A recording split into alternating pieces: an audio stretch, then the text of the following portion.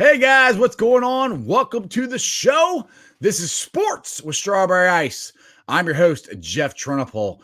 And as always, I'm bringing you sports from a West Side point of view right here in the great city of Cincinnati, Ohio, home of my Cincinnati Bearcats and the great Oscar Robinson. Now, do your favor, found the show, hit that like and subscribe button, smash that thumbs up. I'm up to 699 subscribers. We're so close to 700. Now, this show and every show is brought to you by T Properties. T Properties, quality housing for quality people. Check out their website at www.tpropertiesllc.com for all your rental property management needs and your rental needs.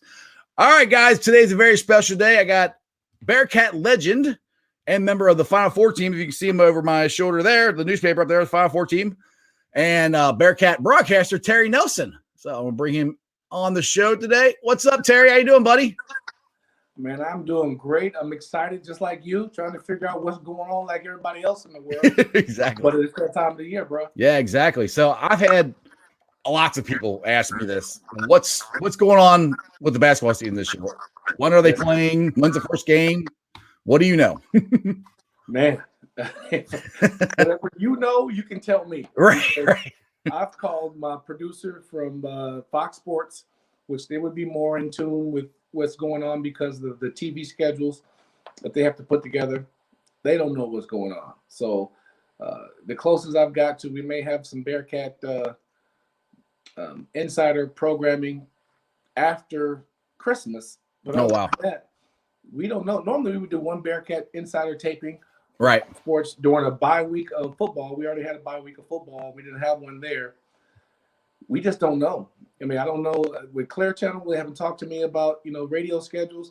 I talked to Craig Heatherly, who is the director of basketball ops for the Bearcat, who I love.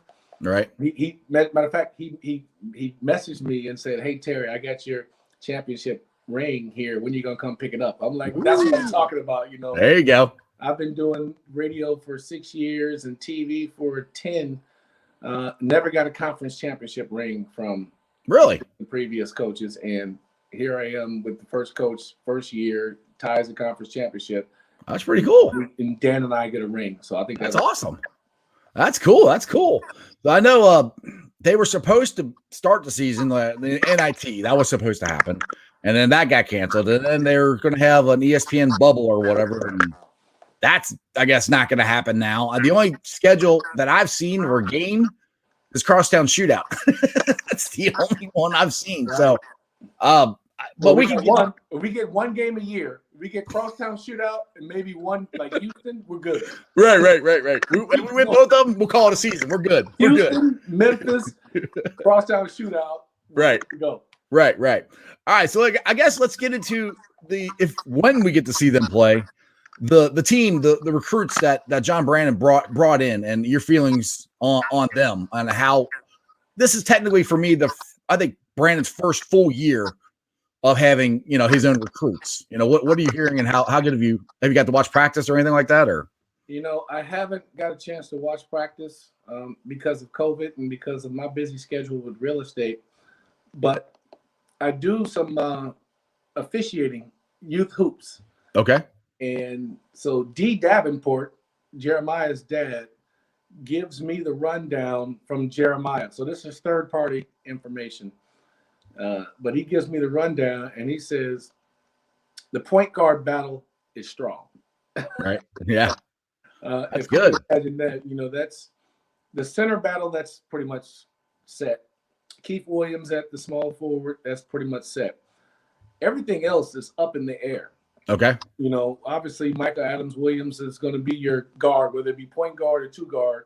Right. He's going to be in that lineup. He has the experience. He's long-armed. He's a lefty, and he can defend, and he can do a lot of stuff. And he can stabilize the offense. So let's just say, 3 out of the 5 positions are set. Okay. What Brandon is, he's not a guy that is top-heavy, meaning your top 5, and he's going to play those top 5 regardless. Right. Like the '87 Illinois team where they had guys that played Kendall Gill, Bardo, and all that. This team is 10 deep, so it's about who is your top 10 starters. So fans always want to know who's your starting 5. Right. And Brandon is always who's your starting 10. Who's the guys that's going to play? Now, obviously, in the last 4 minutes, you dwindle down to your closeout lineup. But the people that are setup people, like pitchers, your setup pitchers, your setup people that will get you from the 4-minute mark of the first half to about the 8-minute mark of the second half, and then you start going with your closers. And one thing that I like the advancement of Mamadou. He's not a new player. No. But he's gotten better. Losses last year. Yeah. The dude, he's not afraid to shoot. He thought he should have got more playing time last year, but with Trey Scott, who do you take out? Right. And dude didn't really establish himself as what's his go-to. If you're talking about a go-to move, he's got post moves. He can shoot. He can do a lot of stuff. Everybody can do a lot of stuff when they get here. Right. Then you start figuring out what are you successful at? Like, what does the team need right now? Right. And so to see his activity, his shot blocking, the way he runs the floor, how he can get out in the pick and rolls, if his understanding and comprehension of what Brandon wants to do is at an elite level, watch out for Mamadou. We saw what another year of Chris Vogt in the offense would do. Right. High-low dump downs. So we see all that. But there's going to be a lot of times, because of the versatility of this lineup and all the new faces, you're going to see some weird lineups, but some effective lineups. You're going to see 5 guards. You're going to see 3 forwards, and these 3 forwards can move their feet. You're talking about having Mamadou at the 5. Okay. Keith at the 3, and Davenport at the 4, and Zach Harvey and Tari Eason maybe on the floor. Like, Tari Eason is a beast. Right. And when you see Tari Eason, everybody wants to compare him to Trey, and it's not the same. He's better, or he's different. Okay. Trey was, he was very solid low post defender, but he was a great help side defender. Yes, he was. Rebounder. He communicated. He constantly talked. Right. He did it all. Tari he can handle the ball. He calls himself a point forward. He can handle the ball. He sets guys up. He is the perfect complement to this offense. Oh, I can't hear you, Terry. Oh, you back? No, I think you lost me a little bit. Yeah, there we go. You're back now. Brandon loves to swing that ball left to right. Right. And so you're going to have a guy at the top of the key that can not only swing it, but break you down. That 4 who's guarding you, break you down, force people to converge, and then kick it out for shots. I think that's going to be special at the 4 position. Right. So it's going to be completely. I think more of what Brandon wants his offense to look like, because he tried to do that at the beginning of the year last year, but Cumberland was such a ball dominant player. I think and we talked about this in the last interview I had with you, that he had a change with the players that he had. Now this year, from what you're saying, he's got more of the players he wants and more of them. So I remember one other point you said last time is Brandon's very good at diagnosing and finding what spot on the floor that they're good at scoring. I can't hear anything you're saying, Jeff. Oh no, that's not good.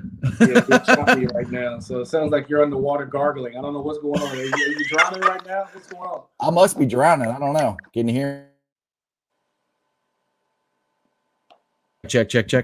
1 2. Check 1 2. Yeah, you're still. No, I can't. You can't Do hear I me. sound good coming through? Yeah. You sound fine. Yeah, you sound fine. I can hear you. You can't hear me. You can't hear me at all? Yeah, you sound like the Terminator or some type of droid coming through. That is not good. The monotony. Perfect. Now ask your question again. All right, try it again here. Last year, Brandon had to change his offense because he didn't have the players that he wanted to run his system. Cumberland was such a ball dominant player, he had to change with the talent that he had. Not that it was bad or wrong or anything, but that's just what he had. So this year, what you're saying is basically he has more of the guys that he wants. And you said this in the last interview I had with you, that we can Brandon can actually break it down to spots on the floor where these guys can score. So this is going to be a completely different offense than we're used to seeing as Bearcat fans. Yeah, you're going to see pick and rolls left and right on both wings from the corner. You're going to see high ball screens again, but you're going to see the ball hop. And into the place where guys are going to get comfortable. Now, it's going to take a while. When you got new guys have to get out the habits that they had, from high school, from AAU. Right. You can pick up some bad habits. You can win some games and play against top competition, but it's not the same as being coached and drilled on a daily basis in a high school practice. So, yes, they get recruited from AAU, but their fundamentals come from high school basketball and what they learn from, trainers and all this stuff to get to this level. Right. But you're going to see a team that pushes the ball in transition. If you watched last year, when we get the rebound, it was Brandon doing this. Let's go, run. And then Cumberland would look at him and give him that little slow, I got this, slow down. And he would just turn his back and he would be upset because he wanted to push and Cumberland wanted to play at a certain pace. Right. And then there'd be times that Cumberland got the ball and he would freight train all the way down and get to the hole and do whatever. And he wanted him to play like that all the time. Cumberland couldn't do it because he was playing 38 minutes a game when he wasn't in foul trouble. And he needed that foul. He needed that body of work going forward. Right. This year, he's got guards that can absolutely push the ball, made or miss, and get directly into transition. So instead of stopping at half court, calling out a play, you're going to see a guy come full speed, use bumpers all the way down. Those little 5 and 4 guys are going to be setting screens in transition, getting to the paint, kick it out. They don't have anything, throwing it to the top on the ball screen, getting exactly into their offense and making it a system to where it's free flowing. And maybe they see a matchup and they pull it out and they call something for the matchup. But don't expect them to come and walk the ball down like previous administrations and wait and make sure everybody gets into their right spot and 10 seconds on the clock and then run a play. Right. So, more like Steve Nash. Yeah, there you go. And the good thing, too, is we're still going to have that great Bearcat defense along with the actual offense, which, don't get me wrong, I love Nick Cronin, but we never had an offense like we're about to have with Brandon this year. Yeah, Cronin was a master defensively. His matchup defense was awesome. And the offense came around in the last couple of years because we had Gary and Kyle who to work with. But the offense with Brandon is just on a different level. Right. He's an offensive mastermind. And when you utilize as much data and stats, and he uses all this stuff, he knows based on not just the game tape, but his own practice. He has guys charting shots made, shots missed, each drill, who won the drill, who lost the drill, what was the score of the drill, who were the guys on each team when they lost certain drills. And all these managers and assistants compile this data and information and come up sort of with a dummy feeling of what their team is. And then you take that and you press it up against game tape. And once you get a couple games under your belt, remember last year how it was different in the first 6 games. The point guard drops my mind at the time. He was the point guard for the first 6 games. He couldn't oh my goodness! Yes. He couldn't make free throws either. He couldn't make a free throw. I can't think of his name right now, but yeah. And everybody's telling him, Coach, pull him out. Well, they didn't have the data. Right. The company compiled the data, and when they gave him the data, it realized, well, Jaron Cumberland's better in the pick and roll. The offense runs better with the ball in his hands, so he put Jaron at the point. And then when he put Jaron at the point, he started using more Trey in the pick and roll. So Trey would start, the pick and pop. He started making some top of the key threes. And the dump down, Jaron was such a great high-low passer. He throws darts. Right. The dump down to Chris Vogt. Chris Vogt, once he got position, he would throw this dart to Chris. Chris would catch, finish with his left hand, right hand around the basket. So you're going to see spacing on the floor. You're going to see speed at different positions. But you're going to see a coach that has, like, his timeout game was so strong. Yeah. Coming out of timeouts, he had like the perfect plays.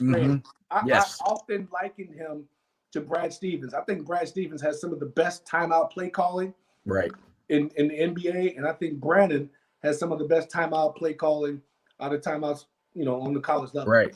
Well, you're getting me fired up. I'm ready for the season to start. Just listen to you talk. But let's get to some questions here. All right. We got the boys from Part of Punctuation. What's up, Jeff? What's up, Mr. Nelson? And this is something you talked about at the beginning of the show, but how do you think my boy Mamadou will do this year? Mamadou. I love Mamadou. First of all, he's one of the funniest cats we've ever had for the Bearcats. I was a stand-up comedian. We had other guys that was funny. But Mamadou and his meme game And what he does on social media is so hilarious. He's just a free spirit, and nothing really gets him down. You know, he was growing the dreads out, cut the dreads, went with the shorter haircut. See him in Clifton, he's always hanging out, he's always smiling, even when he wasn't playing as much as he wanted to. And I would catch him on the road or on the bus or on the airplane and just have a quick 3 to 5 minute conversation with him and try to vision cast with him. And, you know, because he was frustrated last year with his playing time. Right. And I'm saying, look, Trey had to do the same thing. Trey's first 2 years, he got like 7 minutes a game. Yeah, he barely played. And then all of a sudden he blew up. Yep. But he kept working. And Trey knew, I got Kyle, I got Gary, I got, you know, all these guys in front of me. Yes, I can come in there and get offensive rebounds, but his game wasn't developed. His offensive game wasn't developed. And then the minute that they were about to name Coach Brandon the head coach, I was walking in early. I was trying to go meet Brandon to be there early for the press conference, to congratulate him. And I saw Trey walking out, and Trey's in a full body sweat. Yeah. And I'm like, how you like the new coach?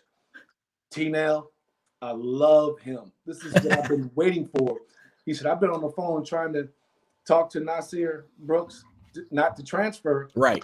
And Nasir was like, no, he doesn't like to play with post guys. And he was like, what are you talking about? You know, where are you getting all this information? All these guys in his ear. He said, if you want to go to the next level, this is where you need to be. Obviously, he didn't listen to it. So let's just hope Nasir has a good year with Miami. But when he said the offensive development that the coach is going to give you, the floor spacing, the first couple of practices, after 2 practices, 3 guys decided they needed to transfer. Wow. It was totally different. Like, we're out. Deuces. it was a lot of cutting, starting, stopping, a lot of defensive drills, full court sliding your feet. When I saw the big guys slide their feet, I said, oh, he definitely can't play here. 3 of those guys left. They were like, oh, he can't play here. Right. You got to be able to move. But I knew going forward, based on the drills that he had from the first practices that Coach Brandon had, that he was looking for bigs that can slide their feet, that will talk on defense, that can open their hips, make a rotation, block a shot, make up for a teammate's.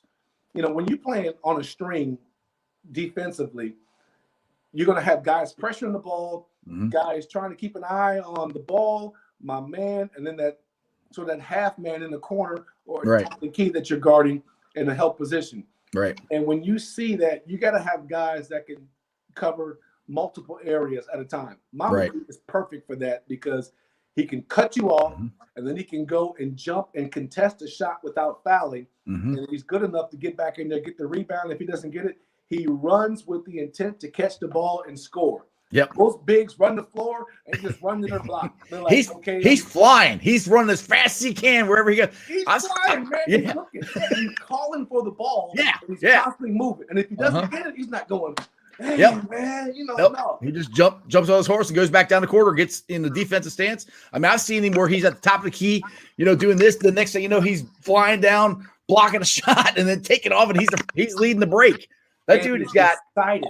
Yeah, he's got all kinds of. Yeah, he's excited for other people when they do well. Yes, and I love that about him. I that gets me hyped up when I see somebody getting that fired up for their teammates and everything. I'm just like, yeah, that's what you want. And the interesting thing you're saying about a couple of these guys, bigs couldn't move. When you look at Chris Vogt, he's not a guy you're going, oh, that guy can move fast. He moves pretty good for a 7-foot tall guy. I mean, he improved, I think, tremendously over the course of the season. Now, I don't know how much he was able to put weight on, because I think that's his biggest thing he needed to do over the offseason with the pandemic and everything going on. Do you know anything about it? Has he been able to add any weight or anything? He was 270 last year. What are you talking about, add weight? Man, he's a tree trunk with legs, man. That dude, he's hard to move around the basket. That's what made him so effective. His thing is lateral movement. Yeah. It wasn't so much about the weight. He's going to get bigger and stronger, right? Because he loves the weight room. He loves what the resources that the Bearcats have. Right. But it's the lateral movement. It's going to, block a shot. They dump down to somebody else because you recover, how do you break away from going to contest a shot, turning around to being the help side defender again? Right. Or you're the help side, you're guarding your guy. Somebody breaks their man down. You got to go over to help. And then they kick it over to your man who you just left, turning your hips, sliding effectively to go and block the shot without fouling. He started to get in foul trouble, in the last 10, 15 games where it was like, where everybody's like, man, where's the stuff you were doing in the first 10, 15 games of the season when you were dominating, leading the, you were the top 3 in the country in field goal percentage. Yes. And all of a sudden you start getting into conference play, and people were like, where in the heck is Chris? Right. Well, understanding of the offense, understanding how to get your shots, having guards that actually look in the post, because there were certain people that did not look in the post. Once they got the ball, head was down, and then they moved. Right. And it's like, throw it to Chris and cut. Right. So he'll find you. He's a really good passer for a big guy, too. Yeah, but if you can't move in this offense, you're not going to play. Right. Yeah, and that's what I love about Brandon's offense. I love the motion offense. This is one of the problems. I used to love the NBA. I still like the NBA, but I have a hard time. It's a lot of ball-dominant players and stuff. I love pop, the ball moving around and everything. Golden State Warriors. Yeah, exactly. And I loved watching them play. That was so much fun watching them play because that ball is constantly moving. And that's what I think, from what I've saw and what you're telling me, that's what Brandon is going to implement, and we're going to see more and more of that this next year. Yeah, you had several years when Cronin was there, especially in his last couple of years. Justin Jennifer at the point didn't turn the ball over. Yeah, very efficient with the basketball, the general. But they would have games where they would have 17, 18 assists, and they look efficient because it was one of those things where the ball had to move from left to right, and nobody had to shoot it until Gary or Jacob, right? Or Kyle with that wild left hand. Anyway, how that ever went in. That was the ugliest looking shot, but it would go in. Man, but he never got his props. Right. Because, he had the same issue with hips.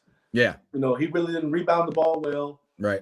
But he gets you a bucket against the best defense because it was just awkward. As a good defender, you don't know how to block the shot. No. He's looking at you and he's throwing it with his left hand. It's like you ain't even turning your body. It just whoop. It's a jump shot without the hand on the side. He's just, right. It's just like, how the hell did that even go in? All right, we got a couple questions here. Let's start to pile up on me here. We got part of punctuation again. With the departure of Mike, the strength coach, will have an effect on the team this year. Well, you can't get rid of a coach like Mike Greenfield and the stuff that he did and not have an effect.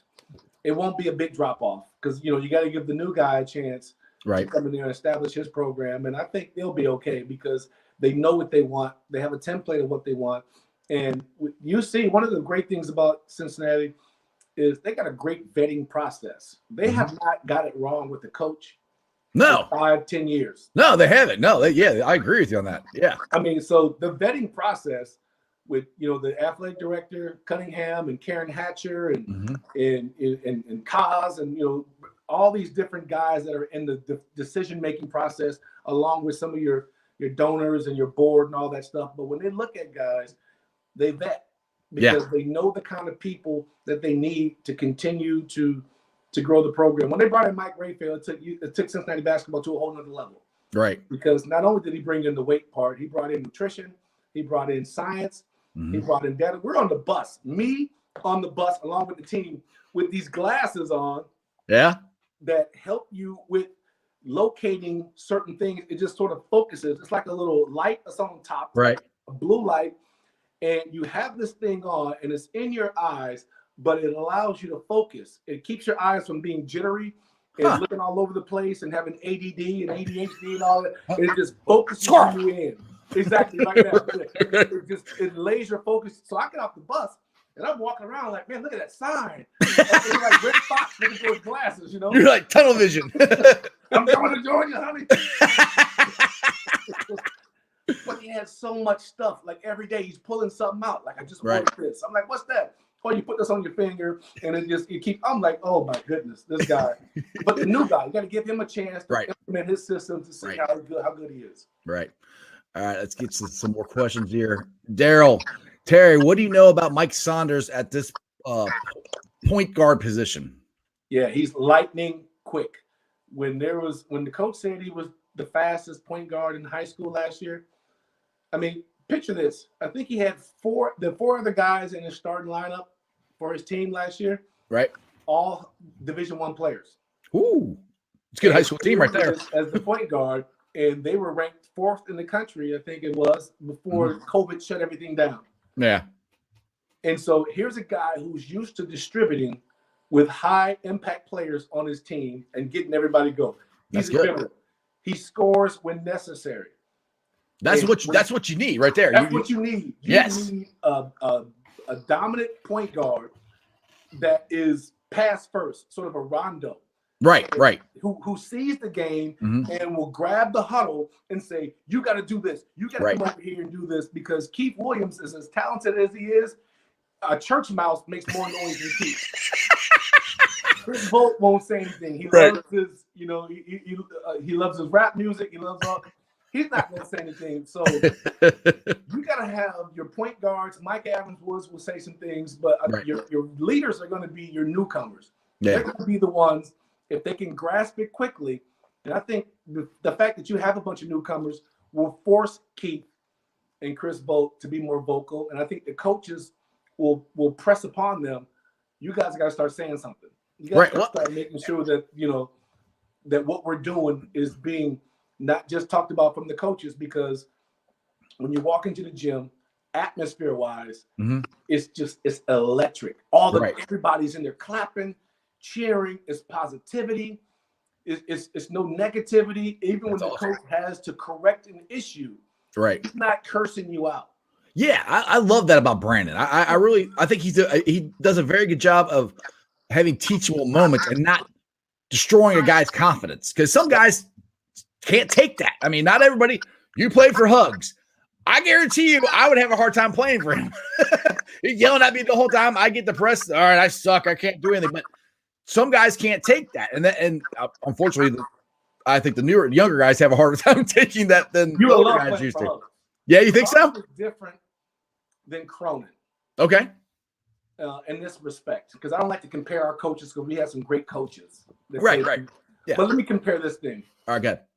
Hugs will MF you and call you all kind of names and try to poke that bear, and but he allowed some of that back because he was trying to get to something.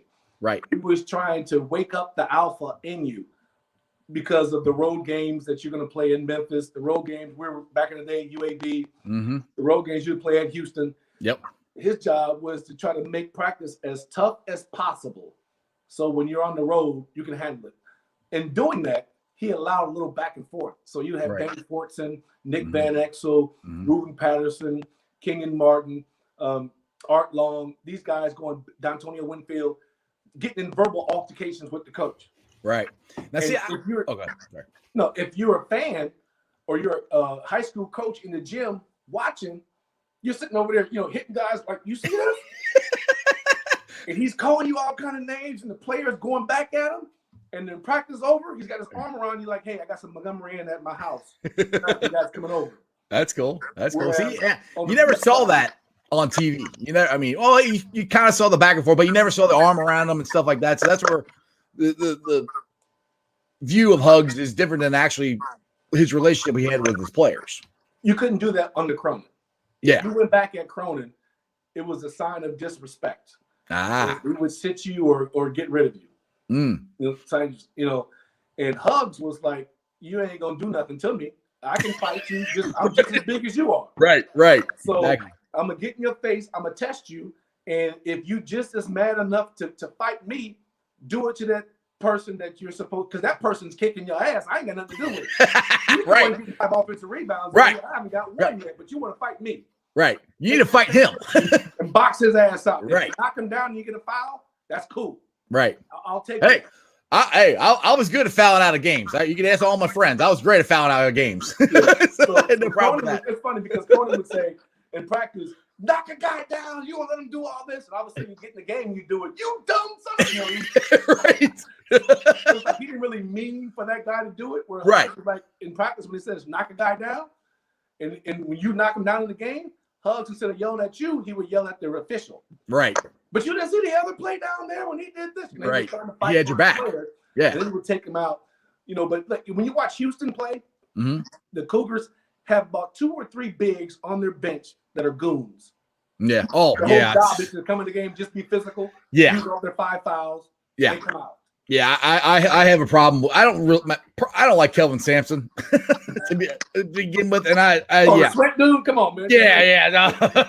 Yeah, and they do just have thugs, man. I'm just come out and that's all they do is try to provoke you and get fouls out of you, and it drives me nuts. And then it drives me nuts more when the Bearcats fall for it because like that's all they're trying to do. Don't do that. But it's easy for me to say it sitting in my chair at home than playing the game. That's right. All right, I got a couple more questions here. Let's see here. All right, Tyler. Vogt wasn't used to playing all those minutes last year either. Do you think that had something to do with how he, performed down the stretch? Absolutely. I mean, you're growing into a position. Right. I mean, you go from being a spotty off the bench player who had a couple big games at NKU to the focal point of an offense on a nationally powerhouse team. Cincinnati, we weren't ranked last year, but everybody knows who the Bearcats are. Right.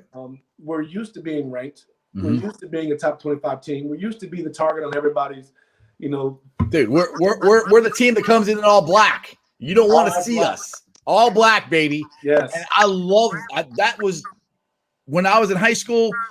I'm going to date you, but when you were playing and you guys came in all black and you guys started getting it rolling, I loved it. We had the black hats. We were the bad guys. I didn't care. That was awesome. And that sometimes you guys walked in the gym and had them beat before we even threw the balls out there because of that. Come on. That's right. So, I mean, that's where I want the Bearcats to get back to that. I mean, they had it with, in my opinion, they had it a little bit with Cronin, but it hasn't been the same because we haven't always been able to back it up. When Hugs was there, we could back it up, and I think with Brandon and the way he's trying to get this program and the players he's getting in there with the offense and everything and the defense that we're already known for, I think we're going to have a shot at getting back to where Hugs was, in the top 10 almost every year, having a chance to go pretty far in the tournament. I think that's we have a chance. I think we have a chance to get us higher heights than Hugs had us. Oh, okay. Because the offense is better. Yes. Technology has advanced since then. The resources we have are much better than what Hugs had here. Right.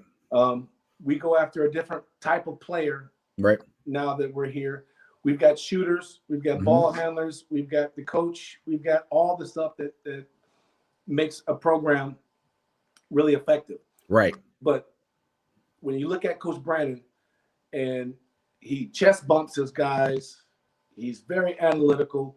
You couldn't ask him about a series on Netflix that he would know about. He's all locked in. He don't know nothing about Netflix. No, I remember him. The show I went when I first met you last year. I don't even remember what Brandon got asked about something. He's like, I don't know. I'm locked in on basketball. I don't know. I mean, he has to ask managers to open his laptop. You don't know passwords. He don't care. As long as if it ain't basketball, he don't care. He is so locked in. Right. He's got the perfect spouse. Lisa is like such a basketball wife and mom. You get I love following her on Twitter too. Awesome kids and basketball players. But he's got the perfect family setup for him. And we are fortunate when Mike Bone made the hire, everybody thought Nick Van Exel and some other guys, Andy Kennedy. Right. We were upset. The base former players were upset for a moment because they didn't have a former player. Right. We thought all these guys, they should have kept it in the family. But once people got around Brandon, and see the kind of practice and the kind of stuff he runs, remember the first game of the season, we're playing the number 18 team, Ohio State. Yeah. We should have beat them. We should have beat them. 25% from the home. Yeah, I could not believe we lost that game. I'm like, oh my God. I was so excited to watch the offense and how we were shooting. I'm like, dude, I haven't seen a Bearcat team shoot like this and I don't know when. And then it just went. But just think, if we make a couple shots, how that changed that, because our defense was stellar. Oh, yeah. But we kept missing the shots. Like we would rotate it. We would get wide open shots. Jaron didn't have a good game. Right. Jaron was injured a lot last year too. So that's what everybody's got to remember. He was injured almost the whole year. I know he fought that leg injury or foot injury or whatever it was. I can't remember, but I know he was injured a lot last year. Yeah, he went to the NBA tryouts and hurt his toe. Oh my goodness, did he? I didn't know that. He cracked he had a cracked bone in his toe, so he had to rest the entire off season pretty much. And then he came back to practice and he just didn't have the same fire. He kind of thought that it was going to be a Cronin thing where the coach said, okay, this is our All-American. Let's run everything through him. Right. And he didn't give his best effort. He was not the best player in practice. I would go to practice and I'm sitting over there. I'm watching guys that were walk-ons being the best guy. I'm like, this guy do this all the time. They're like, yeah, he's pretty good. And I'm like, man. And you see Jaron, he never talked. Yeah. But he showed up on game days. Yeah. And that kind of drove me crazy because as a coach, you're like, you know what? All right, I can't coach the way I want to. He's a senior. I'm a new coach. He's an All-American. He's coming back. He has expectations. Parents have expectations. Fans have expectations. The reality is, if we want to advance past one Sweet 16 in 13 years, this is what we got to do. Right. And he had to sit Scott, his dad, down, and Jaron, along with the coaching staff, and lay out expectations. And when he laid out expectations, you didn't have another problem with him because he basically told them, this is my program. Right. I got a bunch of stuff for Jaron I haven't even put in yet. Jaron's been hurt. We've been trying to implement our system. Right. Got all these plays I'm trying to put in with, but I can't have you guys going behind my back on social media, talking to people in the stands, talking about the program and all that, because if that's the case, I'll just sit them. You can transfer right now. There you go. And from that point on, he had no problem with Jaron. That's good. And that's the kind of coach that we have because it wasn't malicious. He wasn't, cursing and all this stuff. He was just like, look, I love Jaron. I'm not trying to hurt him or sabotage him. I'm not trying to take away from anything. In fact, I want to make him better because on the next level, he's going to have to be able to pass. He's going to have to be a better pick and roll player. He's going to have to be a lockdown defender. And if he does that, then we have a chance because Keith's going to be a good defender. He's our leader. We got some shot blockers, and you got the defensive player of the year in the conference. Right. You're a former player of the year, MVP of the conference. We've got some pieces, but until we develop all the guys around us, and Jaron's got to be able to know as the playmaker with the ball in your hands, where everybody likes to shoot the ball, and where everybody's favorite shot is. Like if you give a guy this shot or you pass the ball in this location, you should know if the ball is going up or not based on where you pass it to. Right. Because certain spots on the floor, Keith on the wing, when that ball goes to him and he's got the ball, it doesn't matter if the defense is on him or not. He's shooting that three-point shot. He's going to raise up over you. He's going to raise and shoot. Right. And if you sprint at him, he's going to break you down and go. You already know that. You give him this ball at a certain spot, you get weak side rebounds because he's going to shoot. Right. Well, until Jaron understood that, he had a little understanding of it. He had some games his junior year where it was like, man, this dude's going to be special next year. But then you had to make sure that you reiterated it. Understand the offense. Understand where you're going to get your shots, but understand where everybody else needs to get their shots. Because if you have knowledge of where everybody needs to be when you're attacking downhill off that pick and roll, it's going to make you a so much better player because you know if you come off that pick and roll, if your man slides to the left, Chris Bolt's going to be gone. If the guy, weak side corner guy is coming in to help, the corner guy is open. So just through basic film study and understanding of the game and then seeing the repetition in practice, he knows that if I do this, then I have a chance to getting 6, 7, 8 assists a game. I told Jaron, I said, Jaron, do you know you can probably average 18 to 20 points a game because you're going to get to the free throw a lot. I said, but you can average about 6 rebounds and about 7, 8 assists. And it was like, and you can see his head start moving. Oh, that's pretty good. 3 or 4 assists is good. Yeah. 7 or 8 means you're going to be a national leader. Right. And you're going to be talking about, a combo guard on the next level. Yeah, exactly. And that once he bought into it, the offense, I think, started working better. I would have loved to have seen. I was so excited about this team and going into the AAC tournament and hopefully the NCAA tournament and all that stuff. And that's going to be one of the disappointing things that we never got to find out how it would have ended for this team. I would have loved to have seen that last year. It would just been, we'll never find out, but got a couple questions here. Hang on a second. Titus, he wants you to talk about when Eric Martin went off on Hugs. Oh man. So I told you we have the freedom to go back and forth. Right. So Eric's complaining about a rotation that took place that Eric didn't rotate. Eric was trying to tell Hugs what he saw. Right. But Eric's, he had a love-hate relationship with Hugs. The junior year. This happened the senior year. Okay. The junior year, he hated being at practice. As soon as practice was over, he would go over to his girlfriend's house who was on the dance team, and he would leave. He wouldn't hang with any of us. He was just, because he was Hugs' punching bag. The senior year, he sort of, he's like, Hugs, you can't play. You can tell me whatever you want. I'm going to play, and you're going to have to play me. And so when he got into an argument about that rotation, Hugs told him, if you're going to sit over there and yell, he said, get out of here. Just go. So he's running, he's taking his jersey off, and he's throwing it down. And then he gets into the locker room, and he's like, damn, what did I do? So he's sitting there, he's got a towel over his face, and he's thinking, where I'm on TV. People saw me going off. I don't know if he knew the camera was following him. Right. And he was in there, and he cooled off, and he was like, puppy with his dog between his, tail between his legs. Right. And coach came in there, read him the riot act in front of everybody, and everybody was like, just shut up, man, just shut up, because he still had something to say. Right. Do you want to play, or do you want to be right? Just shut up and take it. You can be right, or you can play. But you ain't gonna be both today. Right. So do you want to play? So he was like, okay. So we go out there, we start playing, and it wasn't a good 4 minutes into the game.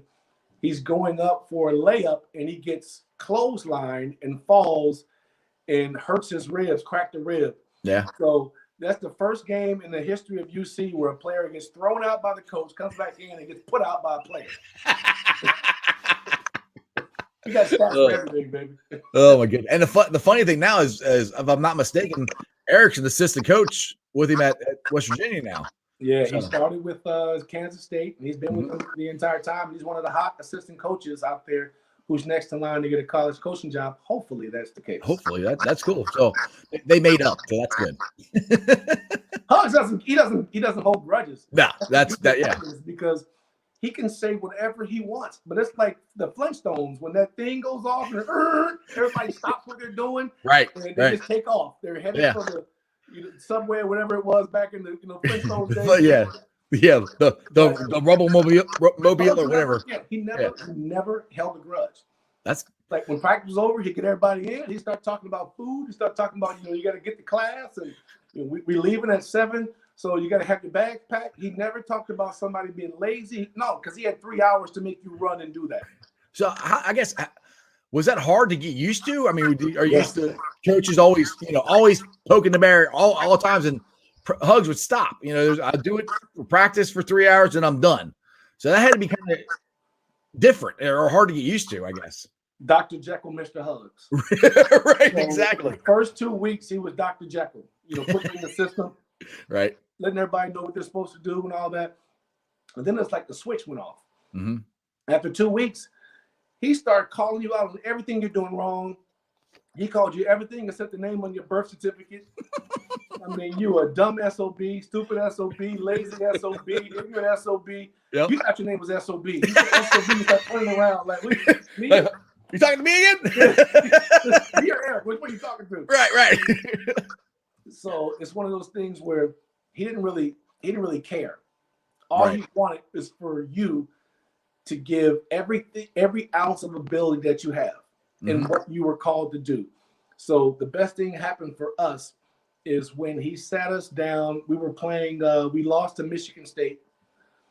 We were up 17 at halftime our junior year. Anthony Buford misses a shot at the buzzer. We lose. I remember that game. It was like 20th in the country, 21st in the country. Right. So we had to change. We were 6-0 going into the game, 6 or 7-0. And we come back, and we're about to play South Florida. They had a player by the name of Radenko Dobras, and it was a big game. Us put us all in the baseline after running us about 5 sprints in a row. He knew we were tired, and this is what a coach does. When they know you're tired and he's about to break you, they talk for about a good 2 minutes before they make you run again. Let's get your win back. Normally 30 seconds of running, 30-second clock run down. After about 5 of those, when guys like ready to just walk off, he's going to curse you out for the next 2-3 minutes for you to get the win. So when you're getting your win, he's walking down each person that's playing and giving them a role definition. Right. And he came to me and he said, Terry, you're one of the hardest working players I've ever coached. He said, and it's evident. Everybody knows it. He said, but when you don't work hard, you suck. You can't shoot. You can't handle the ball. He said, you absolutely suck. He said, you can't do if you don't go hard, I have no room for you. I can't play you. Right. Now, everybody's laughing and taking their shirt doing this stuff, but I'm sitting there like, got it. Yep. I knew my role. Like he said, when you guard the best player on offense. Yep. Your activity, your intelligence shuts them down because you know what they're doing. Like he was giving me all the stuff, but all everybody else heard was, "Man, you suck." You suck. So they were laughing, and I was like, "Thank you." All I wanted to know was, what can I do to help the team? And then I built my whole effort around. He said, "I'm the hardest working person in the gym." So every day in practice, even though you had Van Exel, Herb Jones, Anthony Buford, Corey Blunt, all these guys were either our best players or All-Americans or whatever. Right. I'm one of the best in practice. Me, Terrace Gibson, the second team guys. We called the red unit. We had the black unit was the starters. Right. The red unit, we would have Terrence. T-Rat. We would beat the starters a lot in practice. Yeah. I love T-Rat. I love watching him play. So every day you would go to the locker room and he would have who's on the red team, who's on the black team. Yeah. And based on the previous day's practice, you would get added to the black team. So whoever was on the red team wanted to get back to the black team, so they used to have their best practices. Right. So we would go at it. And you would, when you're second team, he wouldn't call fouls on you. So I can foul, I can hack. Street ball, baby. Street ball. With the ball. He yelled, yeah. And it got to the point where on game time, he looked and said, John Lawyer was like, you got to play Terry because he doesn't need the ball. He passes, he sets screens, he talks on defense. Like, I'm the captain on defense. Offensively, you had all the captains, but defensively, I'm like a free safety out there calling left screen, right screen, get through, watch the man box out. I'm never getting them in the huddle. I'm talking to him because I've been coached defense in junior college. I've been coached in high school. Never was my thing until it clicked when I got to Cincinnati. I'm like, I'm not going to play unless I play defense. Right. Because we got Kurt, we got Eric, we got Herb, we got, Kurt was redshirting. We got all these guys that can score, but what am I doing that's different that's going to get me playing time? Yeah, and he defined that for you right there when he said you sucked. I tried to quit. You said he wasn't easy to play for. Yeah. After 2 weeks, when he started calling me everything, I quit for a couple of days, and I tried to come back, and he said, no, take another day off. Figure out if you want to be the guy in Long Beach sitting under the big tree drinking a 40 ounce talking about the white man F'd you the entire time, or do you want to be a player? Right. Because you're about to let down everybody in your neighborhood because you can't take somebody, calling you, cursing at you. Right. Do you want to give this up? And I'm like, damn, he's right. Like, no, I don't. So I had to, once you get past the point of what he's saying. Yeah. When you get past the point of how he's saying it and you can hear what he's saying, you make the transition. Yeah, you gotta listen to the message of what he's saying, not how he's presenting it to you. That's right. And to me, that is, I think younger kids right now have a hard time doing that. I think they hear more of how you say it than what you're saying. So but it takes like I said, hugs ain't for everybody. It takes a special person to do that. But I bring it to Brandon. I think Brandon does that too. He said, he was trying to get the best out of you and define your role. From everything that I've seen and what you're telling me about Brandon, I think Brandon's the same way. He just does it a little differently. Just like you said with Jared, how he sat him down and, all right, we got this. I got all these plays and everything. I got all this stuff that I want to do for you, but you can't be going behind my back and all this stuff. And that's just what it seems like. We have that same type of coach as far as philosophy goes, just in a different package. Yeah, that's good. That's perfect because Brandon is a guy who's very direct. And his assistant coaches they're awesome in themselves. Right. But Brandon is very direct, but he does it with kid gloves on. He's not trying to knock you out with his message. He's trying to ring the bell to make you wake up. And if you don't want to do what he's asking you to do, he just simply sit you down. He ain't going to yell at you. He ain't going to make an example out of you. He just ain't going to play you. Yeah. Right. He's going to realize that when you're in the game, based on practice, he may have put you in the starting lineup, giving you the benefit of the doubt. But if he saw what he saw in the game, what he saw in practice that he didn't like, Right. He ain't gonna say much about it. He's gonna put somebody else in and keep doing the rotation of people in your position until he finds somebody that's doing what he tells him to do, and he'll just play them. Right. And the thing too, I noticed about Brandon, I think he's very meticulous in his interviews and in his thought process. Just the way he talks, you can tell that his mind is always going of how do I want to say this? What message do I want to get across? I think he does that in his interviews with you and with everybody from the media, in general. And that's just very just different. I mean, not that Huggins didn't do it, not that Mick didn't do it, but it just seems like the way he speaks and the way he presents it, it's just very methodical and just I can tell he's thinking a lot. I guess that's if Terminator was a coach, Arnold Schwarzenegger would be John Brennan. there you go. He's very methodical. He doesn't get caught up in emotion. He's caught up on data, on stats, and efficiency. Are you doing what we ask you to do? And if you say no, well, what are you supposed to do? Are you doing it? What do you need for me to help you do what you're supposed to do? You can answer those questions. You can stay in the game. If you're one of those shoulder shruggers, I don't know.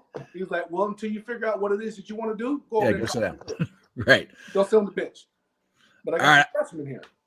All right. I told you I want to keep you an hour here. Let me get a couple of these last little questions here, and I'll get you out of here. All right, Tyler. Why doesn't Oscar come to the games anymore? Cronin issues or what? Or is it health? I guess. Yes. Health? No. Or well, health he moved to both. to Florida. He moved to Florida. Oh, okay. But he Oscar didn't really have a good relationship with Coach Cronin. Yeah, I heard that. How's it with Brandon now? Part of it was, he's on the board, and he thought scheduling could have been better. And he thought the level of talent that he was going after could have been better. Yeah, I agree with him on that. So when it got to that point, Oscar was like, look, I'm coming here, and there's 5,000 people watching Cleveland State. But they want me to be in the front row seat because of TV optics and all this other stuff. And he was like, I'm not doing this anymore. Right. So, Big O will be back around. But however, the last year Cronin was here, 2 years ago, Big O came to 3 of Northern Kentucky's games. But he's good friends with John Brennan. There you go. So he sat front row in the NKU games, but he didn't come to the UC games. So hopefully, if we get to play on the road, if there's fans, hopefully there's fans. He may show up at a South Florida game or a Central Florida game, and be able to hang out with us. I know the new guys would love to see him because they've never seen him. Yeah, I mean it's Oscar. I mean, I'm wearing his jersey. He was Michael Jordan before Michael Jordan. I mean, he's an icon. Yeah. If you before Michael Jackson, he was Magic Johnson before Magic Johnson. He averaged a triple-double. Yeah, not just averaged for that one season. There was 3 seasons where he was a rebound off or an assist off. Right. It was a story that some of the legends would tell me. I used to run the C Club for the University of Cincinnati, which was the athletic alumni. We had basketball reunions, and guys would tell me that there was a time when we were in practice where they were doing a 3-on-0 passing drill. The guy in the middle pass to the wing, gets a back pass it, and they got to shoot a perimeter shot, make it, go back down, shoot a perimeter shot, make it, you're out of the drill. Well, Oscar would throw a pass that was so low that you had to reach for it, and you would catch it, shoot it, and miss it, and practice was over. He would make guys stay for an hour afterwards working on passing. Wow. He was a perfectionist, and he was saying, look, no, when you get to a certain spot, the ball's coming. When the ball's coming, it better go up. If it's not going up, pass it back. I don't want you shooting. I don't want you dribbling. I don't want you doing anything. If you ain't going to shoot it, pass it back. Right. But it was that kind of communication because he was type A. Right. Yeah, I mean, I wish Oscar – I think the farther we get, he's getting more and more credit, but I don't think he'll ever get the credit that he deserves or how great of a player he actually was. Unfortunately, I never got to watch him play, but my dad has told me all about him. So I know. Big ups to Coach Cronin because everybody, when I do these talks, and people always want to compare either Hugs to Cronin or Brandon to Cronin.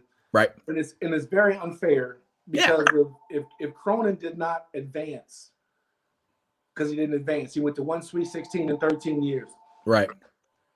But he made us relevant for 9 of those 13 years. Mm-hmm. I mean, building a program in the Big East is not easy. No. You know, when you got Syracuse and Georgetown and all these. Especially what he had to take over. Yes. I mean, there was nothing there. He had one player. 12 JUCO transfers his first year, right. Trying to build it with Deontay Vaughn. And Deontay, if he played on a team that had Kenyon or anything, he would have been a beast. Oh, yeah. I felt so bad for Deontay. Cronin built a program that was sustainable. And people were like, okay, yeah, we've seen this act. This is good. When are we going to advance? And it was unfair to Cronin because he became a very, very good coach and a very good regular season coach. The tournament is just a different beast. Yeah. And you look at Krzyzewski's numbers in the tournament. They haven't been good. No, they're not. No, he either wins the championship or he doesn't. Yeah, right. Yeah. I mean, he's also been there for 500 years too. So Cal has been to 3-4 Final Fours, one championship. I mean, Kentucky fans that's what I try to tell my Kentucky fans all the time. They're like, oh, we're Kentucky. We got Cal. We get all these NBA players. I'm like, yeah, but the tournament's different. It's one game and you're done. And what Cal does every year, he brings in a whole new team every freaking year. And so I get so tired of Kentucky fans going, oh, we should be winning multiple championships. Like, it doesn't work like that. It just doesn't. Yep. All right. One more question here. You got to know. I got to know, Terry. Skyline or Gold Star? Which one are you? Boom. Man, I like them. I like them both, but I'm gonna have to go with Skyline. I can't remember. I took my family to Gold Star. Yeah. Maybe it's the branding. I don't know. Heavenly days and nights are calling. It's Skyline time. I should get some gift cards or something. I don't have a Skyline commercial. I don't have a bib hanging up. I need something. If I'm sitting over here talking about Skyline, I need to get a couple $100 in gift cards to do a promo or something. There you go.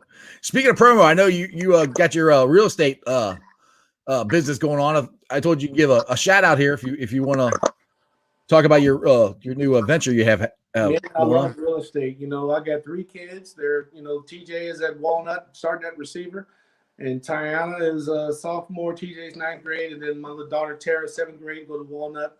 I do this for them because I'm looking for a company in real estate where I can build, and everything I'm building I can leave to them.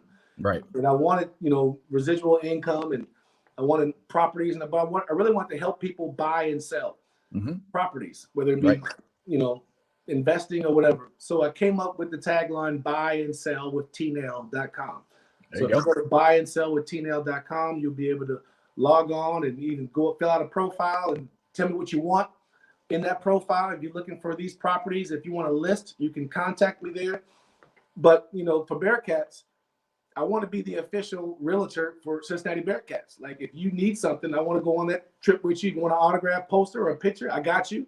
If you want to take a selfie, I got you. If you want a rebate back on the house that you purchased, I got you as well. So we can do whatever it takes to make sure that, if you're going to buy a house, list a house, or invest in a property, go to Bearcat.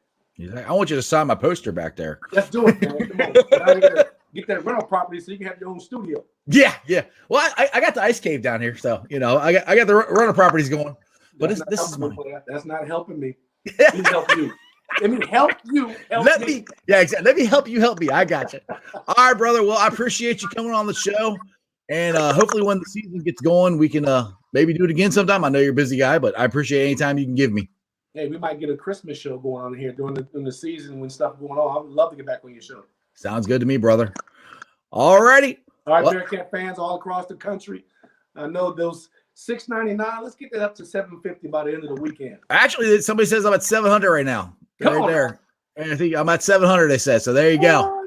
Woo! But I hit 700 like the other day. Then 3 people jumped off. So I don't know. We'll see. But I appreciate you, Terry. All right, take it easy. All right, brother. See ya. Later. All right, my thanks to Terry Nelson for joining me on the show. And now we're getting to the Facebook groups that I help run. And they are Bearcat Country, Bengals Nation, Reds Country, and Cyclones Country. I will be pulling the sound off of this and putting it on the podcast later on tonight, so you guys can go check it out. If you missed the interview, it'll be on BeanPod, Apple Podcasts, Spotify, pretty much wherever you get your podcast, it'll be on there. And if you do like, rate, and subscribe. Give me a 5-star review. I would greatly appreciate it. And if you can follow me, Strawberry Ice, on all my social media platforms, I'm on Facebook, Twitter, and Instagram. Like I said, YouTube. When I started the show, I was at $6.99. Apparently, I'm at $700, which is awesome. I appreciate all of you guys. Let's try to keep that rolling. Just keep adding subscribers and add more subscribers. And other than that, we are going to do a show tomorrow. I think it's going to be just me, but it might be Jeremy. It might be Mike. You have to tune in to find out. Other than that, that's just sports, baby. See ya!